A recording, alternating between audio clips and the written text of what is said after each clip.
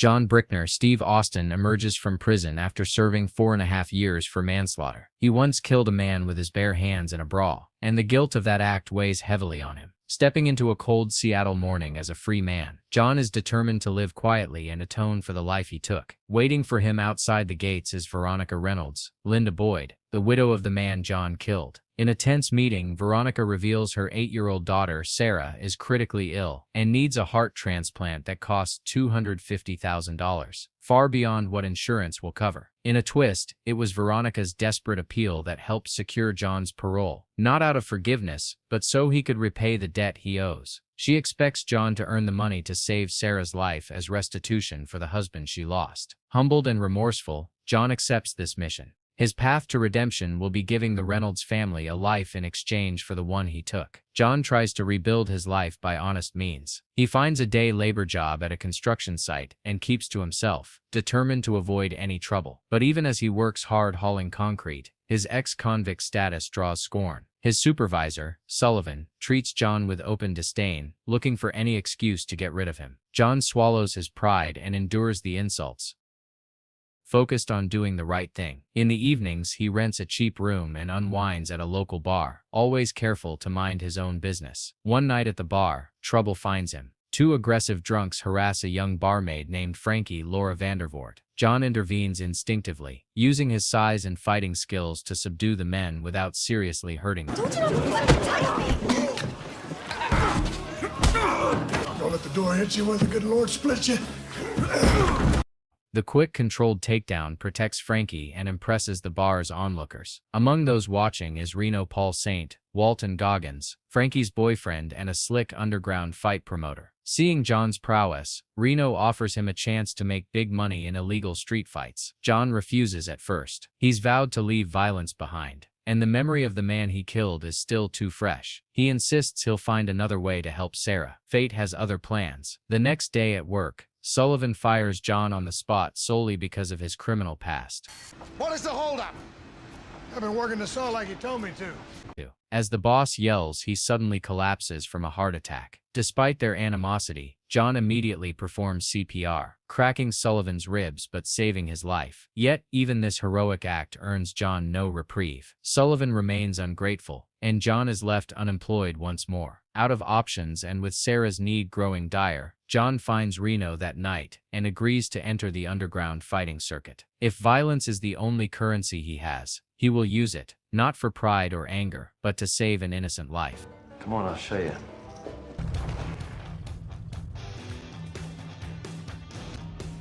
Reno wastes no time initiating John into the illicit fight circuit. He leads John to secret backroom brawls held in warehouses and basements far from the law's eyes. These fights are bare-knuckle and brutal. No gloves, few rules, and high-stakes gambling all around. Frankie, who has some nursing training, serves as John's corner woman to patch him up between rounds. He represents the holy grail of underground fighting. Spectators, John faces his first underground opponent, a hulking brawler known as Wolfie. I'll give your guy 3-2. Kicks your guy's ass, okay? So just... Right, so what do I need to know about this guy? Nothing, all right? Fighters toe the chalk line. Wolfie is a snarling giant with animal-like teeth and a feral reputation. The moment the improvised bell rings, Wolfie lunges. He fights like a wild beast, even sinking his teeth into John's forearm during a clinch.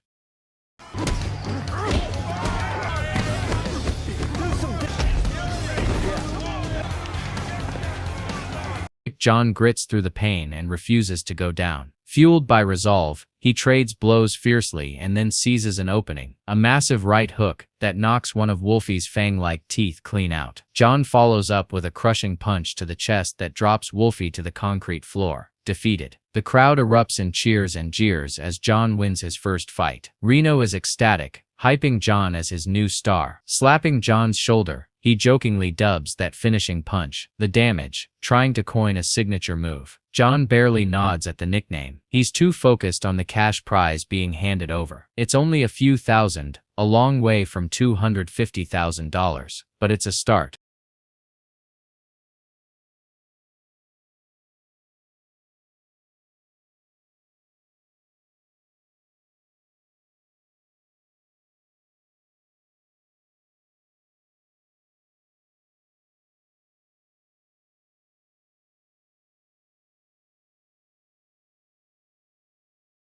Over the next several weeks, John fights regularly and climbs the ranks of the underground circuit. Each bout is tougher than the last, testing the limits of his endurance.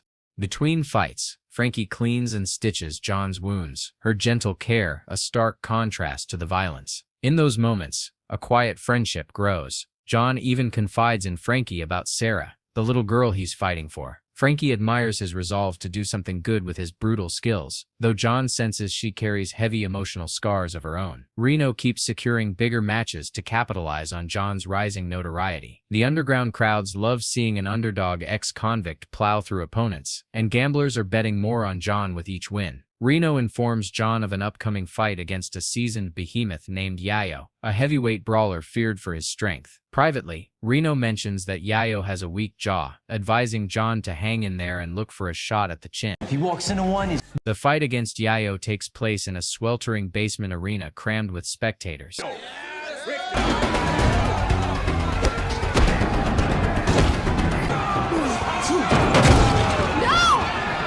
Applause at the bell. Yayo lives up to his reputation, pummeling John with sledgehammer blows. John staggers under the assault, the closest he's come to defeat so far. Mustering his grit, John focuses on defense and waits for an opening. After enduring a barrage of hits that nearly knocks him out, John finally catches a moment when Yayo's guard slips. He launches a fierce right hook square into Yayo's jaw. The big man's eyes glaze over as the punch connects. John doesn't let up. A second thunderous blow to the jaw sends Yayo crashing down unconscious. The crowd explodes at the dramatic comeback. John sways on his feet, battered and exhausted, but victorious again. Despite the triumph, John feels a pang of unease even as he counts his share of the prize. With each fight, he's earning blood money and creeping closer to the goal, but he wonders what kind of man he'll be when it's all over. John's string of victories makes him a headliner in the underground scene, but it also draws the wrong kind of attention. Late one night, after the bar has closed, John and Frankie overhear Reno arguing with collectors.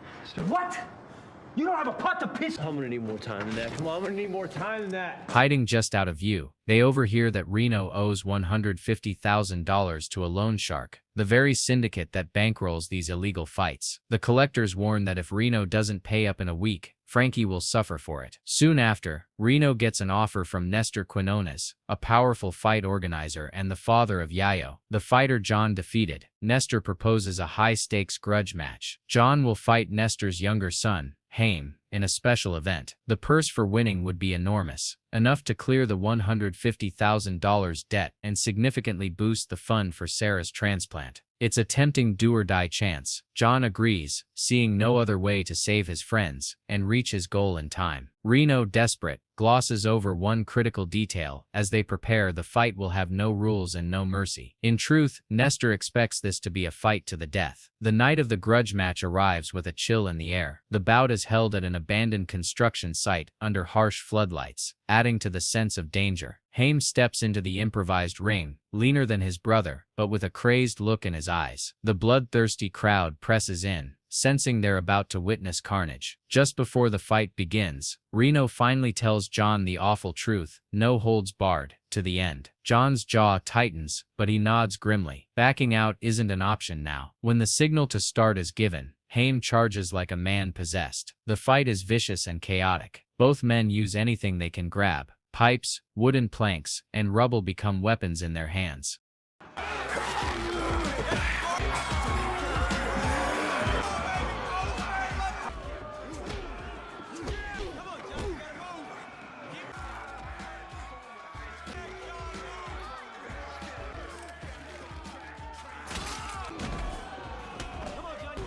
At one point, Haim wraps his arms around John's neck, face turning purple as John is seconds from passing out. Nestor, watching his son losing, screams for John to finish him off. John finds himself at the same crossroads that landed him in prison years ago, the choice to kill or show mercy. Heart pounding, he loosens his grip. Instead of snapping Haim's neck, John slams him to the ground one last time, rendering him unconscious but alive. By sparing Haim, John loses the match and the massive prize. For an instant there is dead silence. Then chaos erupts. Nestor's crew rushes in to haul the bloodied Haim away. Their thirst for vengeance is grimly satisfied. even without a kill. But for John, Reno, and Frankie, this outcome is a catastrophe. Every dollar of John's hard-earned winnings had been bet on his victory. It vanishes in an instant. The loan shark's thugs, enraged at being denied their payout, seize Reno before John can react. They beat him viciously, breaking ribs and spilling blood.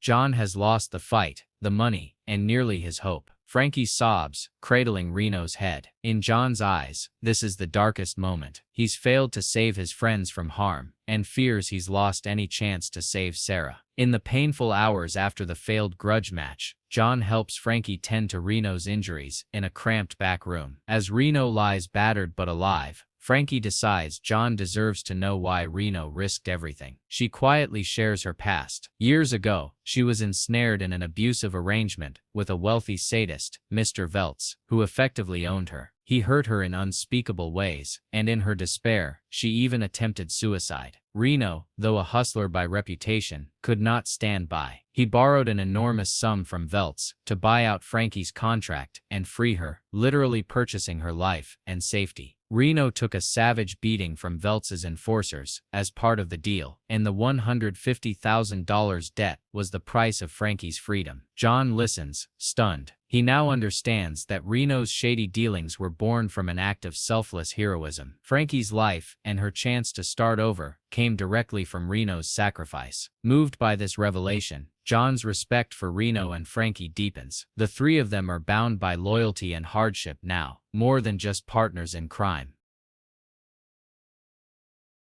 At sunrise the next day, an unexpected visitor arrives at the gym where John is cleaning up. A sleek black limousine rolls to a stop, and out steps Mr. Veltz William B. Davis, the loan shark, to whom Reno owes the $150,000, and the same man who tormented Frankie. Veltz has heard of the previous night's events, but more importantly, he knows John saved his son-in-law Sullivan's life with CPR. With a cold smile, Veltz commends John's heroic act and says he likes to settle debts of honor. John's integrity and skill have not gone unnoticed in the underground circuit. The fight organizer known as the Deacon, impressed by John's refusal to kill, decides that John has earned a shot at the biggest event of all, the Underground Championship. This is a winner-takes-all tournament final, with an enormous purse that would easily cover Sarah's surgery. Backed by the Deacon's sponsorship, John is slated to face the reigning champion, Wendell Timmons, in the main event. Timmons is a towering, ice-cold fighter who has demolished every challenger before him. The championship bout is arranged in a secret venue under an old arena, drawing the largest crowd John has ever seen. Under the glaring lights, inside a chain-link cage, John and Timmons stand face-to-face as Frankie and Reno watch from the sidelines.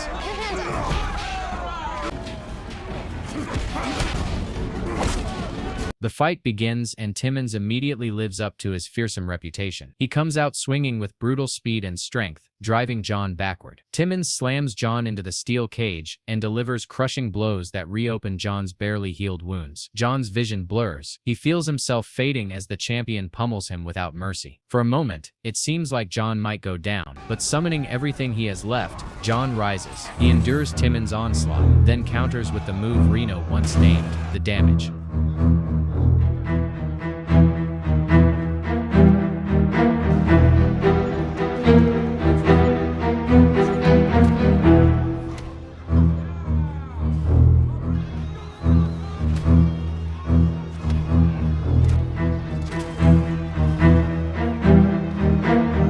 Erupts in disbelief and wild excitement. The unbeaten Goliath has fallen. With the championship fight won, John can finally fulfill the promise he made. He collects the huge cash prize and the very next day visits Veronica to hand over the $250,000 for Sarah's heart transplant. Veronica is stunned and overcome with emotion. The man she only knew as her husband's killer is now the savior of her child. Through tears, she thanks John. Seeing his genuine remorse and sacrifice, she forgives him for what he did to her family. John also takes care of those who helped him along the way. Knowing that Reno pawned his late father's heirloom cufflinks to fund the early fights, John quietly tracks them down and buys them back. He presents the Cartier cufflinks to Reno, who is astonished by the gesture. It's a token of gratitude and friendship that leaves the usually slick-talking Reno at a loss for words.